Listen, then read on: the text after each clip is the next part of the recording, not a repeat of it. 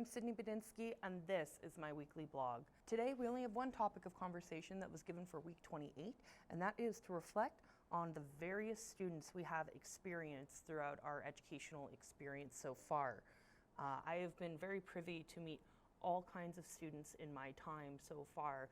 It has been very enlightening and very informal to my own pedagogy. I experience students that immediately understand the material, they run with it, they get it, and they advance. I also have students that need things explained to them in various multiple formats, different ways, sometimes approaching the situation in a different light.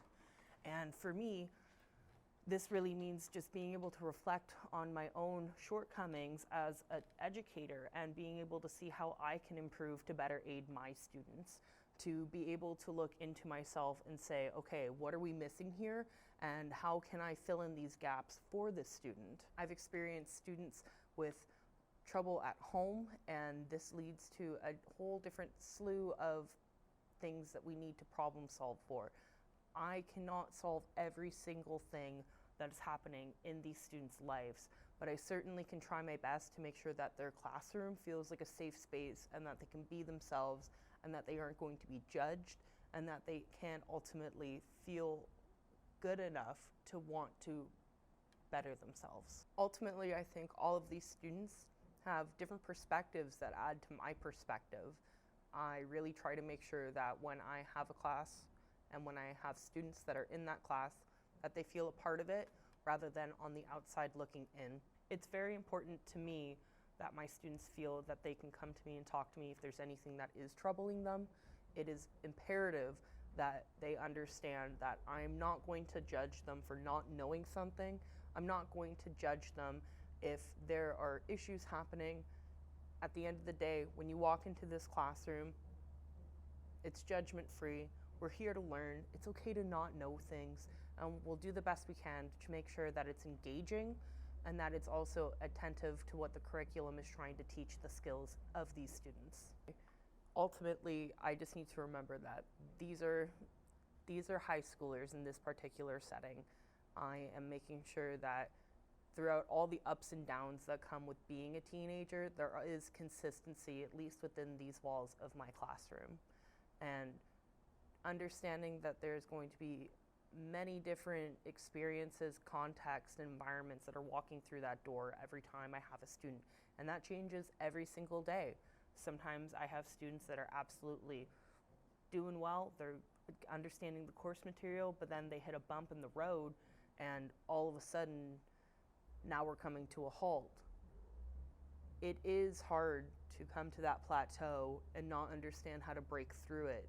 And that's what part of my job is. This week I'm starting my SLP. I am very tired. I don't know why. I've been trying to get sleep.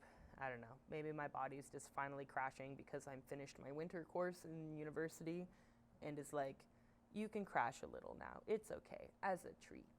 For my SLP, I start tomorrow on Wednesday, and then I have another session Thursday, and then I have 2 more sessions the next week that follows. I have some students that have shown interest. I am hoping there is a decent turnout. Even if I have just one student come out, I would be happy to teach them and happy to engage in the workshop with them. In other news, our robotics team won our competition. Woo-hoo. They crushed it. It was awesome. I was able to actually go to Waterloo for part of it and film some of it. I have other footage that was collected by their media team, and I'm going to be working on a promotional video. So in total, I have 3 videos to edit this week, but that's okay. That's what I've been practicing for. I didn't know it, but I was, which is kind of nice because I set myself up to be in a place where I can confidently do this and know that I will not run out of time, and know with my time management skills, I should be able to get everything accomplished that I need to by the end of this month. On the robotics note, I actually have a special guest for my weekly vlog this week, and I will let you see that right now. Hello, everybody. Welcome to Robotics Competition 2024. With me today, I have a very special guest. Meet Laz. Hello, everyone. I hope you still recognize me from the summer. It's been some time. I see you got quite a few furry companions there, Laz. Can you introduce us to them? Indeed. Indeed, I do. So I've got my friend Barry in my right hand, or maybe on your left. I'm not sure what this one's name is. And then I got Chomper on my chest over here with my little drive coach pin. So this weekend I've been yelling at a lot of kids, but in like a good way. I haven't been like aggressively yelling at them. Just getting my voice ready for when I become an actual teacher. Exactly. That's the game plan. This is all prep for the real thing. But if it was Tim Teagues, I know he'd be saying, you're already doing the real thing. So good luck to everybody in the robotics competition. Thanks for tuning in and have a wonderful week, everybody. Bye.